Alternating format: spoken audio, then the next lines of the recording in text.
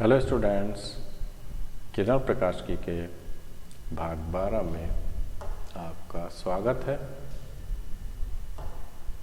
आज हम प्रिज्म के द्वारा प्रकाश का परिक्षेपण पढ़ेंगे, वर्ण विपथन के बारे में जानेंगे, सूर्य के प्रकाश द्वारा प्रकाशित घटनाओं के बारे में जानेंगे, जिसमें इंद्रधनुष और प्रकाश का प्रकीर्णन मुख्य रूप से जानेंगे। तो चलिए सबसे पहले हम प्रकाश के परिक्षेपण के बारे में जानते हैं। तो किसी प्रिज्म के द्वारा प्रकाश का विचलन होता है, ये तो हमने पिछले कक्षा में जाना। और यदि आपको ध्यान हो तो विचलन कोण का मान हम लोग ने न्यूनतम विचलन कोण का मान n/1 - 1 × a बताया था, और इसी को हम व्यापक रूप से डेल बराबर n - 1 × a लिख सकते हैं। तो ये सूत्र बता रहा है कि विचलन कोण का मान नियत है। यदि n नियत हो तो प्रयोगों से हमें मालूम होता है कि प्रकाश के भिन्न भिन्न रंगों का तरंगदैर्घ्य भिन्न भिन्न होती है, और किसी भी माध्यम का अपवर्तनांक तरंगदैर्घ्य पर निर्भर करता है। ये सूत्र जो आपको लिख के दिया जा रहा है, ये कॉशीज रिलेशन कहलाता है। इस सूत्र के अनुसार यदि लैम्डा का मान बढ़ाएंगे तो n का मान घटेगा, और n का मान घटेगा तो विचलन कोण भी घटेगा। और हमें ये मालूम है कि लैम्डा फॉर रेड सबसे अधिक होता है और लैम्डा फॉर वायलेट सबसे कम होता है।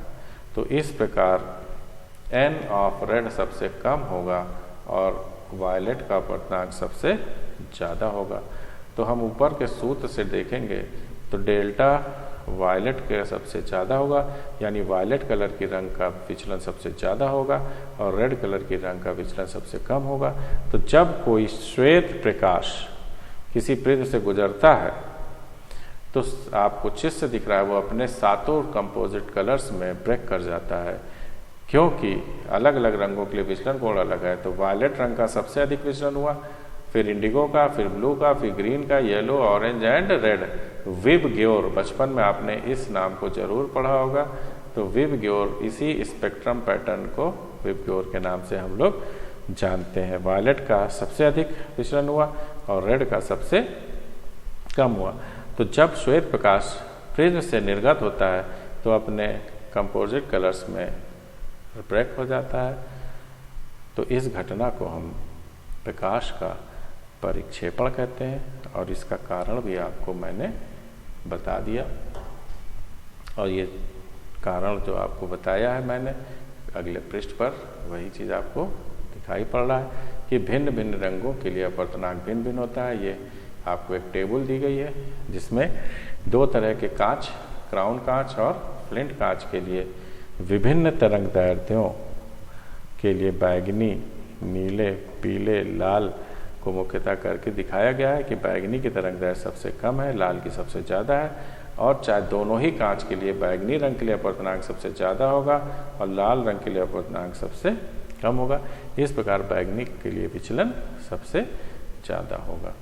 तो प्रिज्म से अब तक आपको दो गुण पता चल चुके हैं। एक पिछली कक्षा में पता चला, जब कोई प्रकाश प्रिज्म से गुजरेगा तो विचलित हो जाएगा और निर्गत किरण प्रिज्म के आधार की ओर झुकेगी। दूसरा आपने जाना, अगर कोई श्वेत प्रकाश है तो प्रिज्म से गुजरेगी तो अपने कंपोजिट रंग में ब्रेक कर जाएगी। इस घटना को परिक्षेपण के नाम से जानते हैं। अब परिक्षेपण के गुण के आधार पर हम किसी लेंस में उत्पन्न होने वाले दोष वर्ण विपथन को जानते हैं। वर्ण विपथन वह दोष है जिसमें कोई लेंस एक श्वेत वस्तु का प्रतिबिंब श्वेत न बनाकर मुख्य अक्ष पर फैला हुआ बनाते हैं। रंगीन प्रतिबिंब होता है, वायलेट से लेकर रेड कलर के सातों प्रतिबिंब मुख्य अक्ष पर फैलते हुए मिलते हैं। इसका कारण हम प्रिज्म के गुण से ही निकाल सकते हैं। किसी लेंस, जैसे आपको चित्र में उत्तल लेंस भी दिख रहा है और अवतल लेंस भी दिख रहा है, ये दोनों ही लेंस को हम बहुत ही छोटे छोटे प्रिज्मों का संयोजन मान सकते हैं। उत्तल लेंस को ध्यान से देखेंगे तो सभी प्रिज्मों का जो आधार है वो मुख्य अक्ष की ओर है, और अवतल लेंस को ध्यान से देखेंगे तो सभी प्रिज्मों के जो आधार है मुख्य अक्ष से बाहर की ओर है। हम जानते हैं कि जब किरण प्रिज्म से निकलती है तो आधार की ओर झुकती है। तो देखिए, जब आप देख रहे हैं श्वेत वस्तु से श्वेत किरण आई तो इसका परिक्षेपण हुआ, वायलेट रंग की किरण सबसे पहले और रेड कलर की किरण सबसे बाद में झुक के गई। इस प्रकार श्वेत रंग की वस्तु से आने वाली किरण भिन्न भिन्न बिंदुओं पर फोकसित हुई, भिन्न भिन्न रंग की प्रतिबिंब भिन्न भिन्न बिंदु बनेंगे, तो ये दोष वर्ण विपथन कहलाता है। इसी प्रकार आप अवतल दर्पण अवतल लेंस में भी देखते हैं, तो यहाँ पर मुख्य अक्ष से दूर है इसलिए किरणें मुख्य अक्ष से दूर जाती हैं, बैगनी रंग सबसे अधिक दूर गया, लाल रंग उसकी तुलना में कम गया। इस प्रकार हमें आभासी प्रतिबिंब बैगनी से लाल रंग की ओर दिख रहा है, जो कि एक बिंदु पर न बनकर फैला हुआ बनता है। लेंस के इस दोष को हम वर्ण विपथन के नाम से जानते हैं। अब हम सूर्य के प्रकाश द्वारा कुछ प्राकृतिक घटनाएं हैं, जैसे आपको आसमान आकाश का रंग नीला नजर आता है, बादल सफ़ेद नजर आते हैं, इंद्रधनुष और सूर्योदय व सूर्यास्त के समय सूर्य की लालिमा है। तो ये ऐसे गुण हैं, इनमें से कुछ को आप हो सकता हो 10th क्लास में भी पढ़े हों, कुछ को आगे पढ़ते हैं। तो सबसे पहले हम इंद्रधनुष के बारे में जानेंगे। इंद्रधनुष एक ऐसी प्राकृतिक घटना है जो हमें जब पानी बरसता है उसके पहले या उसके बाद आसमान में दिखाई पड़ता है। ये घटना तब होती है जब आसमान में मॉइस्चर ड्रॉपलेट्स बढ़ जाती हैं, तब हमें दिखाई पड़ता है कि पृथ्वी का कर्वेचर चूँकि स्फेरिकल है, तो इसीलिए स्फेरिकल आकृति के एक ये रंगीन पैटर्न दिखाई पड़ता है। जैसे प्रिज्म से अभी अपने पढ़ा परिक्षेपण 7 रंग मिलते हैं, तो वैसे ही 7 रंग यहाँ मिलते हैं, और ये एक हमें सीधे न मिलकर ये कर्व्ड मिलते हैं, क्योंकि पृथ्वी का कर्वेचर स्फेरिकल, इसीलिए हमें कर्व मिलते हैं। और जब अच्छी घटना होती है तो एक नहीं बल्कि 2 रेनबो दिखाई पड़ते हैं। जो प्रोमिनेंट होता है उसे प्राथमिक इंद्रधनुष कहते हैं, प्राइमरी रेनबो, और जो हल्का होता है उसे हम द्वितीयक इंद्रधनुष या सेकेंडरी रेनबो कहते हैं। प्राथमिक रेनबो में वायलेट सबसे अंदर होता है और रेड सबसे बाहर होता है, और सेकेंडरी रेनबो में रेड सबसे अंदर होता है और वायलेट सबसे बाहर होता है। आशा है कि आप सभी ने इस प्राकृतिक घटना को देखा होगा या निकट भविष्य में आप इसे देखेंगे। आजकल बरसात का सीजन है, हो सकता हो आपको ये दिखाई पड़े। तो रेनबो का कारण क्या है ये हम लोग को समझना है। तो रेनबो का जो मुख्य कारण है प्रकाश का परिक्षेपण होता है, और इस परिक्षेपण की घटना में टोटल इंटरनल रिफ्लेक्शन यानी पूर्ण आंतरिक परावर्तन और अपवर्तन की घटना भी सहायक होती हैं। तो आपको चित्र में स्पष्ट है कि जब कोई किरण आपको दिख रहा है, एक बूंद सस्पेंडेड है, चित्र ए में दिख रहा है कि कोई बूंद एटमॉस्फेयर में लटकी हुई है। जब कोई प्रकाश की किरण सूर्य का प्रकाश इससे प्रवेश करता है, अगर बूंद के ऊपरी भाग से प्रवेश किया तो सूर्य इसके भीतर जाते ही उसका परिक्षेपण होगा, क्योंकि अपवर्तनांक भिन्न भिन्न रंगों के लिए भिन्न भिन्न होता है, और सामने के पृष्ठ से किरणों का पूर्ण आंतरिक परावर्तन हुआ, और जब ये वापस आई तो अपवर्तित होकर पृथ्वी पर आई। तो वायलेट रंग देखिए सबसे भीतर मिल रहा है, रेड सबसे बाहर मिल रहा है। तो इसको हम लोग जब देखेंगे चित्र में, तो आपको चित्र सी में देखिए तो 50 से 53 डिग्री पर ये आपको नज़र आ रहा है, लेकिन चित्र बी में जब आप देखेंगे तो ये आपको 40 से 42, तो ये प्राथमिक रेनबो है, और चित्र सी में आपको द्वितीयक रेनबो। चित्र सी में आप देखेंगे तो किरण बूंद में निचले भाग से जब एंट्री करती है, बूंद के निचले भाग से एंट्री करी तो इसका 2 बार पूर्ण आंतरिक परावर्तन हुआ। 2 बार पूर्ण आंतरिक परावर्तन होकर जब ये निकली बूंद से तो इसका परिक्षेपण होकर बाहर निकली। तो ये हमें 50 से 53 डिग्री पर द्वितीयक, 50 से जब हम हॉरिजॉन से 36 से 50 से 53 डिग्री के बीच देखेंगे तो हमको द्वितीयक रेनबो मिलेगा और 40 से 42 डिग्री पे हमें प्राथमिक रेनबो मिलेगा।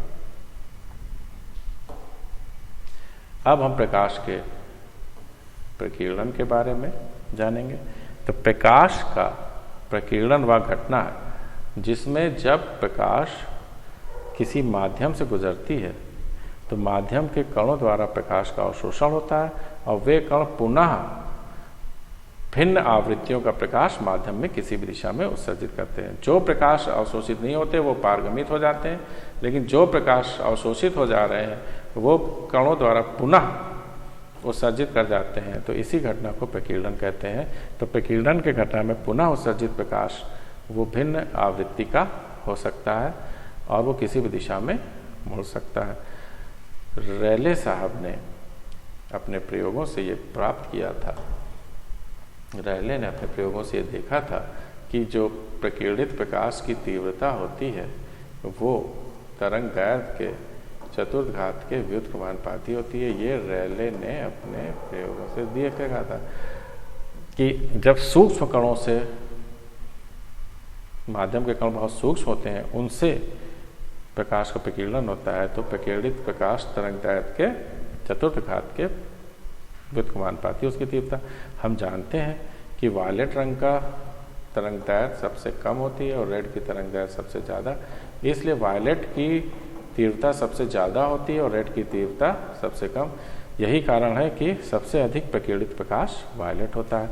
और जब हम आसमान को देखते हैं तो हमें पृथ्वी के वायुमंडल द्वारा अधिकतम प्रकीर्णित प्रकाश वायलेट चारों तरफ फैला हुआ नजर आता है, इसीलिए वायलेट और ब्लू और सबका मिक्सचर मिला के वो हमें आसमानी रंग का आसमान दिखाई पड़ता है। उस ब्लू कलर को हम आसमानी कलर के नाम से जानते हैं। यही लेकिन बादल के समय क्या होता है, बादल में बड़े कण होते हैं तो बड़े कण सभी प्रकाश का, सभी तरंगदैर्घ्य का समान रूप से प्रकीर्णन करते हैं। तो सभी प्रकाश जब समान तीव्रता में प्रकीर्णित हुए हैं तो सारे कलर मिक्सर होकर व्हाइट कलर दिख रहे हैं। इसलिए बादल जहाँ बड़े कण हैं, धूल के कण, आइस पार्टिकल, ड्रॉपलेट्स बड़ी हैं, तो वो हमें श्वेत प्राप्त होता है। अब हम सूर्यास्त और या सूर्योदय के समय सूर्य हमें लालिमा लिए हुए क्यों नजर आता है। दिन में हमें येलो नजर आता है और लेकिन ये दिन में जब ओवरहेड है सूर्य तो हमें येलो है, तो हॉरिजॉन के पास जब होता है तो ये हमें लालिमा लगाए हुए रखता है। क्यों? क्योंकि जब हॉरिजॉन के पास सूर्य है तो जब वो पृथ्वी के वायुमंडल में उसे अधिक दूरी तय करनी पड़ती है तो अधिकतम प्रकाश का प्रकीर्णन हो जाता है। वायलेट और उसके आसपास के रंग इधर उधर प्रकीर्णित हो जाते हैं। तो जो बचा रंग क्या हुआ, उसमें मुख्यतः रेड कलर है और ऑरेंज कलर है, इसीलिए हमें सूर्य रेडिश नजर आता है। और दिन के समय प्रकाश को माध्यम पृथ्वी के वायुमंडल में उतनी दूरी नहीं तय करनी पड़ती जितनी सुबह करनी पड़ती, इसलिए दिन में प्रकाश का प्रकीर्णन उतना नहीं हो पाया जितना सुबह समय होता है। इसलिए प्रकाश का प्रभावी कलर हमें येलो दिखाई पड़ता है दिन में। सुबह और शाम हमें अधिकतम प्रकीर्णन हो जाने के कारण प्रकाश सूर्य लालिमा लिए हुए नजर आता है। तो ये भी घटना आपका प्रकीर्णन पर आधारित है। तो आज हमने प्रिज्म द्वारा प्रकाश का परिक्षेपण पढ़ा और ये जाना कि सबसे अधिक जब कोई श्वेत प्रकाश पृथ्वी से गुजरेगा तो सबसे वायलेट रंग सबसे अधिक विचलित होगी और रेड कलर सबसे कम। इस प्रकार सातों रंग में भी वो विभक्त हो जाएगा। इसी गुण के आधार पर लेंस को विभिन्न छोटे छोटे प्रिज्मों का संयोजन मानते हुए हमने वर्णविपथन की व्याख्या करी और प्रकाश द्वारा प्राकृतिक घटना के बारे में आज हमने जाना, इंद्रधनुष के बारे में जाना, प्रकाश का प्रकीर्णन के बारे में हम लोग ने जान लिया। अगली कक्षा में हम क्या पढ़ेंगे? अगली कक्षा में हम प्रकाशिक यंत्रों के बारे में जानेंगे जिसमें सूक्ष्मदर्शी और दूरदर्शी होंगी। तो पहले हम सरल सूक्ष्मदर्शी के बारे में जानेंगे, उसके किरण आरेख को जानेंगे और उसकी आवर्धन क्षमता को जानेंगे। तो इस प्रकार आज की कक्षा को हम यहीं पर समाप्त करते हैं।